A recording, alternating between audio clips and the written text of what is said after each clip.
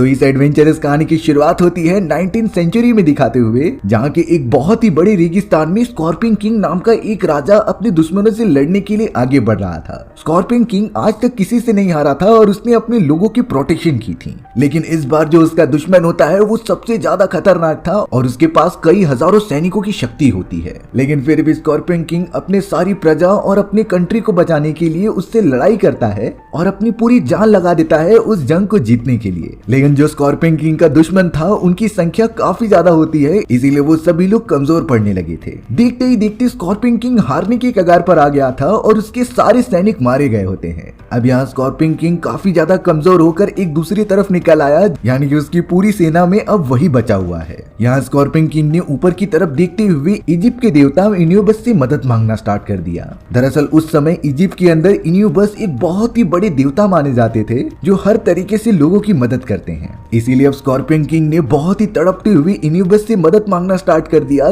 कि प्लीज मुझे मेरे दुश्मनों को हराने में मदद करो, क्योंकि मेरी पूरी सेना खत्म हो चुकी है और इससे मेरा साम्राज्य के लोग भी मारे जाएंगे। अगर तुम मेरी मदद करोगे तो जंग जीतने के बाद तुम मेरी आत्मा को अपने साथ लेकर जा सकते हो। ये सारी बातें सुनने की थोड़ी ही देर बाद अचानक वहाँ पर इजिप्ट के देवता इन्यूबस आ जाते हैं और वो बहुत ही ज्यादा खतरनाक लग रहे थे। इन्यूबस ने तो अब देखते ही देखते अपनी एक बहुत ही बड़ी सेना को वहाँ पर भेज दिया जो कि स्कॉर्पियन किंग के दुश्मनों पर हमला कर देते हैं। लॉर्ड इन्यूबस के सैनिकों की संख्या तो उन दुश्मनों से कई ज्यादा थी जो देखते ही देखते उन्हें खत्म करते जा रहे थे।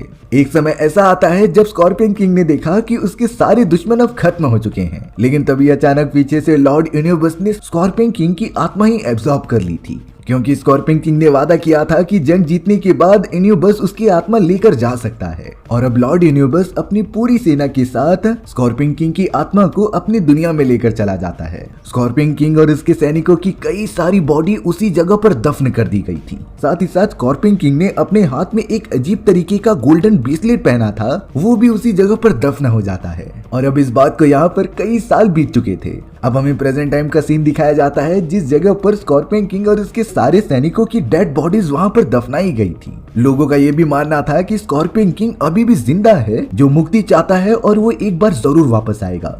अब हमें वहाँ के एक पिरामिड के अंदर दो रिसर्चर्स दिखाए जाते हैं जिनका नाम रिक और एवेलिन था। वो दोनों तो हस्बैंड वाइफ होते हैं जिनका एक प्यारा सा बच्चा था और उसका नाम एलेक्स होता है। वो इसी तरीके से एंशिएंट चीजों को ढूंढते और उनके ऊपर रिसर्च करके काफी अच्छे दाम में बेचते। अब रिक और एवेलिन लगातार उसी पिरामिड के अंदर चले जाते हैं जिससे कि उन्हें कोई एंटीक चीज मिल जाए। यहाँ एवेलिन को लग रहा था कि उसने सपने में ये सारी चीजें पहले भी देखी हैं। अब जैसे ही एवेलिन एक दीवार के पास आती है तभी उसे विजन आने लगा कि उस दीवार को कोई ओपन कर रहा है और उसके अंदर कई सारी चीजें मौजूद हैं। एवेलिन अब तुरंत ही अपने हस्बैंड रिक को बुलाती है और उसे बताती है कि मुझे इस दरवाजे को ओपन करने का तरीका पता है। वो उसी तरीके से अब उस दीवार को ओपन कर देती है। रिक और एवेलिन जब आगे बढ़ रहे थे तभी उन्हें एक छोटा सा बक्सा दिखाई देता है जिसे ओपन करने पर उसके अंदर तो गोल्डन कलर का बैंगल दिखाई दिया था। ये बैंगल और किसी का नहीं बल्कि स्कॉर्पियन किंग का ही होता है जो मरने से पहले वहाँ गिर गया था और वो तो इस पिरामिड में सालों से दफन मौजूद है। रिक और एवेलिन तो इसे एंटीक चीज समझकर अपने पास रख लेते हैं, लेकिन जब उन्होंने देखा कि बॉक्स के ऊपर कुछ लिखा था कि जो भी इसे उठाएगा उसे भारी पानी का सामना करना पड़ेगा, देखते ही देखते उस पिरामिड के अंदर काफी सारा पानी आने लगता है जिससे कि वो दोनों अपने बेटे को लेकर वहाँ से बाहर निकलने लगे थे। रिक और एवेलिन ने तो बहुत सारी एंटीक चीजें ले ली होती हैं, इसीलिए वो अपनी पूरी रिसर्च खत्म करके अपने घर लंदन वापस लौट जाते हैं। लेकिन उन्हें क्या पता था कि उनकी ये छोटी सी गलती एक बहुत ही बड़ी शैतान को वापस से जिंदा कर रही थी। अब हमें यहाँ रेगिस्तान के अंदर कई सारे लोग दिखाए जाते हैं जो लगातार खुदाई कर रहे थे। उन्हें तो अब एक बहुत ही एंशिएंट किताब मिलती है जिसे कि बुक ऑफ डेथ कहा जाता था। दरअसल प्राचीन काल में इस बुक की मदद से किसी भी मरे हुए को जिंदा किया जा सकता है और अब तो उनके पास बहुत ही पुराने राजा एमोथेफ की डेड बॉडी भी होती है जिसे कि वो रिकवर करके बाहर की तरफ ला रहे थे। एमोथेफ एक बहुत ही बुरा राजा था जिसके पास काली शक्तियां होती हैं, लेकिन उसे कई साल पहले इसी तरीके से जमीन के अंदर दफन कर दिया गया था। अब हमें वहाँ पर एक लेडी दिखाई गई जिसका नाम अक्सना मून होता है। दरअसल इसी तरीके की लेडी उस राजा की पहले माशूका हुआ करती थी, लेकिन अब शायद अक्सना मून का फिर से जन्म हुआ है, इसीलिए वो चाहती है कि वो राजा एमोथेफ को वापस से जिंदा कर दे। इजिप्ट का एक दूसरा राजा भी अपने सभी आदमियों के साथ यही चाहता था कि वो एमोथेफ को वापस से जिंदा करे, लेकिन साथ ही साथ उन्हें स्कॉर्पियन किंग का वो ब्रेसलेट भी चाहिए होता है। और अब तो उन्हें इतना पता चल गया था कि वो ब्रेसलेट यहाँ पर नहीं बल्कि लंदन में है। अब हमें यहाँ रिक और एवलिन का बेटा एलेक्स दिखाया जाता है जो कि उन्हीं बॉक्स को ओपन करके देख रहा था। अचानक एलेक्स वो बॉक्स ओपन कर देता है जिसके अंदर स्कॉर्पियन किंग का वो ब्रेसलेट मौजूद था। एलेक्स तो जाने अनजाने में उस ब्रेसलेट को अपने हाथ में पहन लेता है जिससे कि ब्रेसलेट के अंदर से अचानक कुछ रेस निकलने लगी थी। ये सारी रेस एक होलोग्राफिक पिक्चर्स बना रही थी जिसमें कि इजिप्ट और साउदर्न रेगिस्तान का दृश्य दिखाया जा रहा था। आखिर ये चीजें क्यों होती हैं ये तो एलेक्स को बिल्कुल नहीं पता होती, इसीलिए वो ब्रेसलेट को अपने हाथ से निकालने की कोशिश करता है पर ऐसा होता ही नहीं, जैसे कि वो बैंगल उसके हाथ से चिपक गया था। अब एलेक्स समझ नहीं पाता कि वो अपने फादर को ये बात कैसे बताए, इसीलिए वो उसे कपड़ों से ढक देता है। अब हमें यहाँ पर बे नाम का एक सोल्जर दिखाया जाता है जो अच्छाई के लिए काम किया करता था। उसे ये पता चल चुका होता है कि रेगिस्तान में कुछ ऐसे लोग हैं जो एमोथेफ को जिंदा करना चाहते हैं, इसीलिए बे डायरेक्टली रिक और एवलिन के पास चला आया क्योंकि स्कॉर्पियन किंग का वो ब्रेसलेट अभी उनके पास ही होता है। उसने तो उन दोनों को सारी बातें बता दी थी कि किस तरीके से वो लोग एमोथेफ को जिंदा करना चाहते हैं, लेकिन अब अचानक उनके घर पर कुछ ऐसे लोग आ गए जिन्होंने ब्रेसलेट का वो बॉक्स ले लिया और रिक की वाइफ एवलिन को भी किडनैप करके अपने साथ लेके चले गए। लेकिन उन सभी को क्या पता था कि बॉक्स के अंदर ब्रेसलेट नहीं बल्कि वो ब्रेसलेट तो एलेक्स के हाथों में मौजूद होता है। रिक इस बात से बहुत ज्यादा गुस्सा हो गया था और वो अपनी वाइफ को बचाना चाहता है। तभी बे ने उससे कहा कि शायद तुम्हारी वाइफ को वो लोग उसी रेगिस्तान में लेकर गए होंगे, इसीलिए हमें भी वहाँ जल्द से जल्द पहुँचना होगा। रास्ते में एलेक्स उन्हें बता देता है कि वो ब्रेसलेट मेरे पास एकदम सुरक्षित है। सभी लोग एलेक्स के हाथ में वो ब्रेसलेट देखकर काफी चौंक गए, लेकिन उन्हें ये बात की खुशी हो रही थी कि ये ब्रेसलेट गलत हाथों में नहीं लगा। लेकिन यहाँ वे एक शॉकिंग बात रिवील करता है कि तुम्हारे बेटे ने ये अपने हाथों में पहन लिया है तो 7 दिनों के अंदर अंदर स्कॉर्पियन किंग वापस से जिंदा हो जाएगा और वो फिर एमोथेफ को बुलाकर उसकी बहुत ही बड़ी सेना से चारों तरफ हमला करने लगेगा। लेकिन अगर कोई भी योद्धा या फिर सेना स्कॉर्पियन किंग को मारने में सफल हो जाती है तो लॉर्ड यूनिवर्स और उसकी पूरी सेना खत्म हो जाएगी, जिससे कि वो वॉरियर पूरी दुनिया का नया राजा बन सकता था और वो आगे चलकर पूरी दुनिया पर राज भी करेगा। इसीलिए अब मिस्र के कई सारे राजा बुक ऑफ डेथ की मदद से एमोथेफ को जिंदा करना चाहते थे, क्योंकि एमोथेफ के पास वो सारी शक्तियां मौजूद हैं जिससे कि वो स्कॉर्पियन किंग को हरा सकता है। और इसीलिए अक्सनामून और उसके साथ मौजूद एक राजा बुक ऑफ डेथ की मदद से एमोथेफ को जिंदा करने का रिचुअल स्टार्ट कर देते हैं। थोड़ी देर के अंदर ही अब खतरनाक एमोथेफ वापस से जिंदा हो गया था। उसकी पूरी बॉडी एकदम से डिटोरिएट हो चुकी होती है क्योंकि इतने साल तक वो अंदर कैद रहा, लेकिन उसकी काली शक्तियां अभी भी उतनी की उतनी ही थी। जब एमोथेफ अक्सनामून को देखता है तब उसे पता चल गया था कि ये मेरी लवर का दूसरा जन्म है, लेकिन अक्सनामून को पता नहीं कैसे अपने पुराने जन्म की सारी बातें याद होती हैं। एमोथेफ अब आखिरकार जिंदा हो चुका था जो स्कॉर्पियन किंग का ब्रेसलेट मांग रहा होता है। राजा के सभी लोग जब उस बॉक्स को ओपन करते हैं जिसमें स्कॉर्पियन किंग का एक्चुअल ब्रेसलेट मौजूद था, लेकिन शॉकिंग बात ये होती है कि वहाँ पर तो ब्रेसलेट होता ही नहीं क्योंकि वो तो एलेक्स के हाथों में मौजूद होता है। इस बात से राजा और एमोथेफ काफी गुस्सा हो जाते हैं और अब जैसे ही एमोथेफ की नजर एवलिन पर गई तो वो उसे कहते हैं कि एवलिन को जान से मार दो। सभी लोग एवलिन को आग में फेंकने के लिए जाते ही हैं। तभी वहाँ रिक आकर अपनी वाइफ को किसी भी तरीके से बचाकर वहाँ से भागने लगता है। वहाँ पर तो रिक का बेटा भी मौजूद होता है जो गाड़ी के रास्ते से आगे बढ़ रहा था। एमोथेफ को जब ये बातें पता चली तब उसने अपने काले जादू की मदद से कई सारे ममीज को जिंदा कर दिया था और इन ममीज को कमांड दिया कि तुम जाकर उन सभी को पकड़ कर लेकर आओ। वो खतरनाक ममीज तो अब रिक और उसके सभी दोस्तों का पीछा करने लगी जिसे कि वो लगातार मारते जा रहे होते हैं। लेकिन तब तक राजा के कुछ सिपाही गाड़ी के अंदर घुस गए थे और उसके बेटे एलेक्स को किडनैप करके वहाँ से लेकर जा रहे होते हैं। रिक अपने बेटे को बचाने की बहुत कोशिश करता है लेकिन वो नाकामयाब हो गया था। उसे बहुत बुरा लग रहा होता है कि उसकी वजह से अब उसके बेटे की जान खतरे में है। थोड़ी देर में हमें रिक दिखाया जाता है जिसके सामने एमोथेफ मौजूद था। एमोथेफ तो एलेक्स से किसी जगह के बारे में पूछ रहा होता है जहाँ पर स्कॉर्पियन किंग की डेड बॉडी रखी गई है और उसी जगह पर स्कॉर्पियन किंग जिंदा होगा। बात ऐसी थी कि स्कॉर्पियन किंग का ब्रेसलेट अभी एलेक्स के हाथ में होता है तो वो सारे विजन सिर्फ एलेक्स ही देख सकता था और उसके अलावा कोई नहीं। लेकिन एलेक्स तो इन सारी चीजों के बारे में एकदम अनजान था। उसे थोड़ी पता होता है कि एमोथेफ कितनी बड़ी जंग की ऐलान कर रहा है स्कॉर्पियन किंग के साथ। एमोथेफ ने एलेक्स से साफ साफ कह दिया था कि 7 दिन के अंदर तुम मारे जाओगे, इसीलिए तुम्हें हमारी मदद करनी होगी जिससे कि हम तुम्हारी जान बचा सकें। वहीं अब दूसरी तरफ हमें रिक को दिखाया जाता है जो अपने सभी साथियों के साथ एक बहुत ही पुराने दोस्त के पास जा रहा था। रिक के इस दोस्त के पास हवा में उड़ने वाला बहुत ही बड़ा फायर बलून होता है जिसने की बहुत पहले रिक की काफी ज्यादा मदद भी की थी।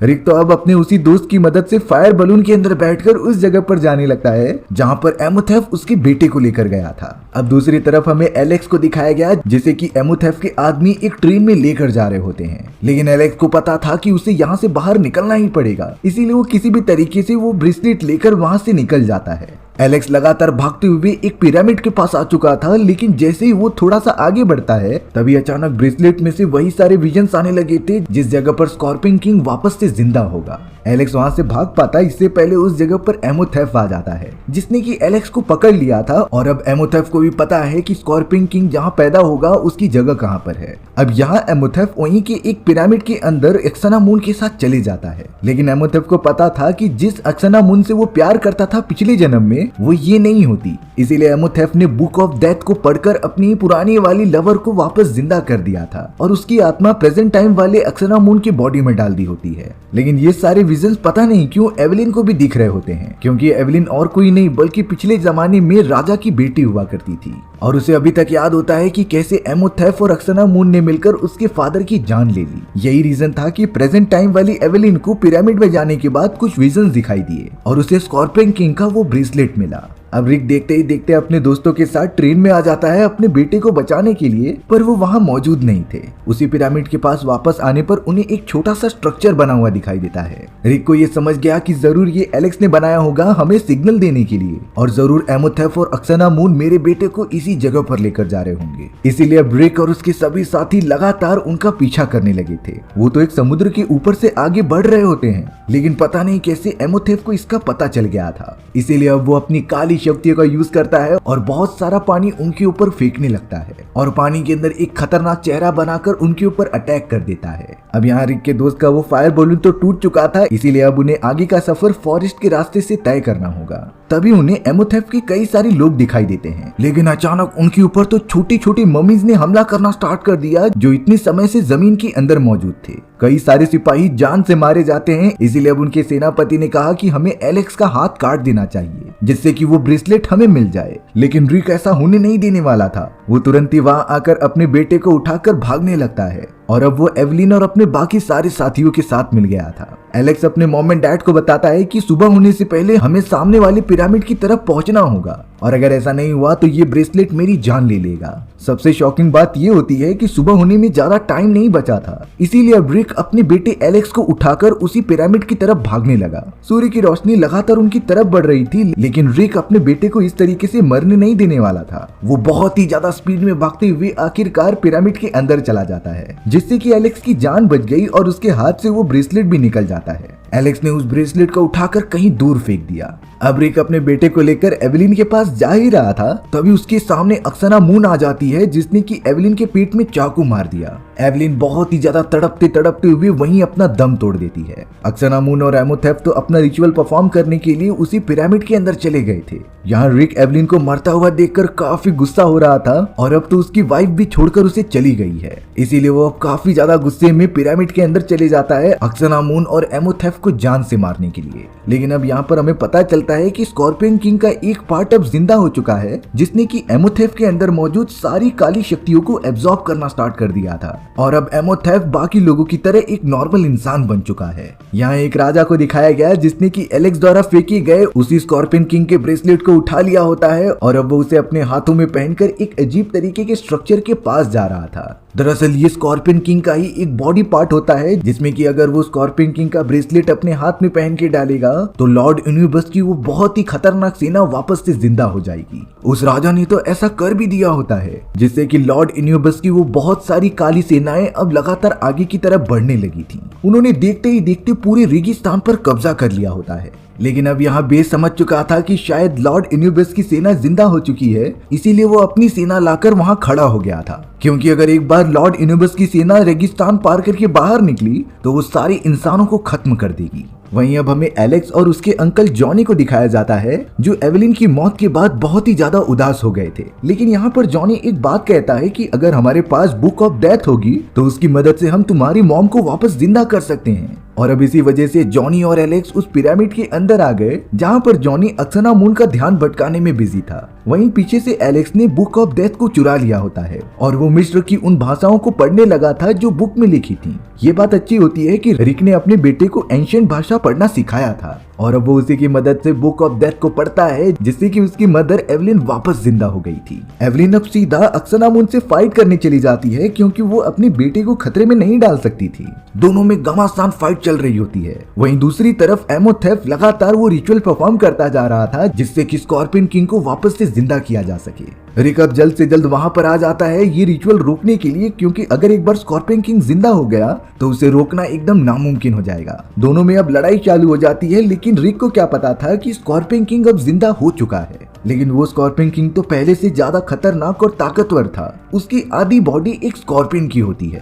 स्कॉर्पियन किंग ने अब जैसे ही एमोथेफ को देखा कि वो उसे हराना चाहता है और पूरी दुनिया पर कब्जा करना चाहता है, तभी वो एमोथेफ की तरफ बढ़ने लगा उसे मारने के लिए। लेकिन एमोथेफ को यहाँ पता चल गया था कि वो स्कॉर्पियन किंग को नहीं हरा पाएगा, इसीलिए वो उसके सामने घुटने टेक देता है और उन्हें अपना मास्टर बना लेता है। एमोथेफ तो उन्हें उल्टा बता रहा था कि रिक नाम का वो आदमी आपको मारना चाहता है, इसीलिए अब स्कॉर्पियन किंग एमोथेफ को छोड़कर रिक की तरफ आ गया था उसे खत्म करने के लिए। रिक किसी भी तरीके से उससे बचते हुए भाग रहा था क्योंकि वो नॉर्मल तरीके से स्कॉर्पियन किंग को हरा नहीं सकता। तभी वो एक दीवार के पास आता है जिसके ऊपर अजीब तरीके की कलाकृतियां बनी हुई थी। रिक ने नोटिस किया कि उस जगह पर स्कॉर्पियन किंग को मारने का तरीका बताया गया है, जिसे कि एक छोटी और पावरफुल छड़ी की वजह से ही मारा जा सकता है। जॉनी और एलेक्स भी अब जल्द से जल्द वहां पर आ गए। तब जाकर हमें पता चला कि वो छोटा वेपन जॉनी के पास है, जिससे कि रिक कह रहा था कि उसे ओपन करो और मेरे पास फेंको। जॉनी और एलेक्स किसी भी तरीके से उस हथियार को बड़ा कर देते हैं और उसे रिक की तरफ फेंकते हैं, लेकिन उस भाले को बीच रास्ते में ही एमोथेफ ने पकड़ लिया था, जो उसका यूज अपनी प्रोटेक्शन के लिए करना चाहता था। यहाँ बे अब अपनी छोटी सी सेना के साथ लॉर्ड इन्यूबस की शैतानी सेना से लड़ाई करते जा रहा था। हालांकि वो थोड़े सैनिकों से ये युद्ध जीत जाते हैं, पर तभी बे ने देखा कि सामने से इन्यूबस की एक और सेना आ रही है जिसकी संख्या लाखों में थी।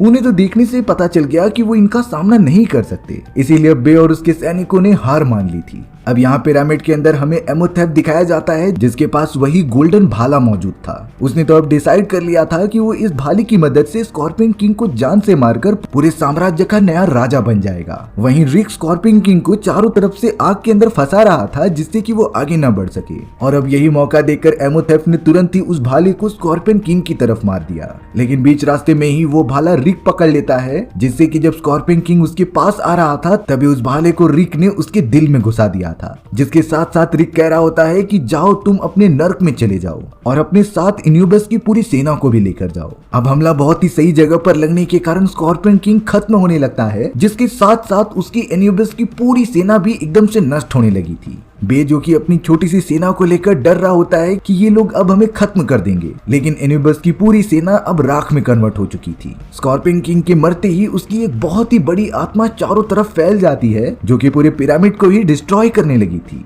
रिक और एमोथेफ यहाँ दोनों की ही जान खतरे में थी क्योंकि वो नर्क के दरवाजे के एकदम ठीक ऊपर थे। रिक ने एवेलिन को कह दिया होता है कि तुम यहाँ से चले जाओ, मेरा ख्याल मत करो, लेकिन एवेलिन रिक से प्यार करती है और वो उसकी वाइफ थी, इसीलिए वो बिना कुछ सोचे समझे उसकी जान बचाने के लिए वहाँ पर आकर उसे लेके चली जाती है। लेकिन यहाँ पर एमोथेफ जब अपनी लवर अक्सनामून को बुला रहा था मदद करने के लिए, तब अक्सनामून बहुत ही ज्यादा सोचने लगी थी और अब वो खुद की जान बचाकर वहाँ से भागने लगी बिना एमोथेफ के बारे में सोचे हुए। एमोथेफ ने जब ये देखा तब उसका दिल पूरी तरीके से टूट चुका था। वो तो बहुत ही ज्यादा दुखी हो जाता है, इसीलिए वो खुद ही हेल के दरवाजे के अंदर चला गया, जहाँ पर बहुत सारी आत्माएं उससे पकड़ लेती हैं। अक्सनामून भी जब उस पिरामिड से बाहर निकलने की कोशिश कर रही थी तभी वो एक गड्ढे में गिर जाती है, जहाँ पर छोटे छोटे कीड़े होते हैं जो उसकी पूरी बॉडी को खाकर खत्म कर देते हैं। अब यहाँ रिक जॉनी अपनी वाइफ और अपने बेटे के साथ एक कोने में आ चुका था क्योंकि पिरामिड पूरी तरीके से टूट रहा होता है और वहाँ से बाहर जाने का रास्ता था ही नहीं। तभी वो चारों जल्द से जल्द पिरामिड के टॉप पर पहुंच जाते हैं, जहां उनका वही दोस्त आ चुका था जिसके पास फायर बलून होता है। उसने अब तुरंत ही सभी को ऊपर ले लिया, लेकिन अचानक जॉनी का पैर फंस जाता है और वो उल्टा लटक गया था। जॉनी ने अब अचानक पिरामिड के एकदम टॉप पर कुछ चमकता हुआ देखा, इसीलिए वो तुरंत ही उसे पकड़ लेता है, जिससे कि वो लोग ऊपर की तरफ चले गए। पिरामिड तो अब देखते ही देखते जमीन के अंदर धंस चुका था और सभी लोग मर चुके होते हैं। यहाँ सारी चीजें नॉर्मल हो जाने के बाद बे रिक और उसके फैमिली वालों को थैंक यू कहता है कि उन्होंने एक बार फिर से पूरी दुनिया को बचा लिया खत्म होने से, जिसके बाद हमारी ये एडवेंचरस कहानी यहीं खत्म हो जाती है। सो व्यूअर्स, आपको ये स्टोरी कैसी लगी कमेंट सेक्शन में बताना भूलना मत, और अगर आपको मेरा एक्सप्लेनेशन 1% भी अच्छा लगा होगा ना तो वीडियो को लाइक एंड चैनल को सब्सक्राइब जरूर कर देना। मिलते हैं इसी तरीके की मजेदार वीडियोस में, तब तक के लिए बाय बाय।